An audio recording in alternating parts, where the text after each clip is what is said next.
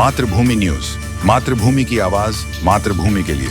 સુરત જિલ્લામાં fire safety મુદ્દે શિક્ષણ વિભાગ દ્વારા કડક પગલાં લેવામાં આવી રહ્યા છે। જિલ્લાના 16 શાળાઓ વિરુદ્ધ માન્યતા રદ કરવાની દરખાસ્ત રાજ્ય સરકારને મોકલવામાં આવી છે। આ કાર્યવાહી ત્યારે કરવામાં આવી છે જ્યારે સ્કૂલોએ ન તો ફાયર સેફટીનું પ્રમાણપત્ર મેળવ્યું છે, ન તો નિયમિત દંડ ભરીને સૂચનાઓનું પાલન કર્યું છે।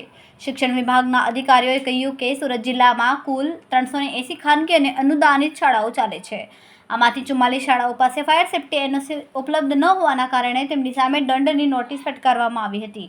આ નોટિસને અનુસરીને 13 શાળાઓએ ફાયર એનઓસી રજૂ કરી હતી, જ્યારે અન્ય 15 શાળાઓએ દંડની રકમ ભરીને સૂચના મુજબ કામગીરી દર્શાવી છે। જો કે બાકી રહેલી 16 શાળાઓએ સરકારના આદેશની અવગણના કરી છે, ન તો દંડ ભરીને જવાબદારી નિભાવી છે કે ન તો ફાયર એનઓસી મેળવ્યું છે।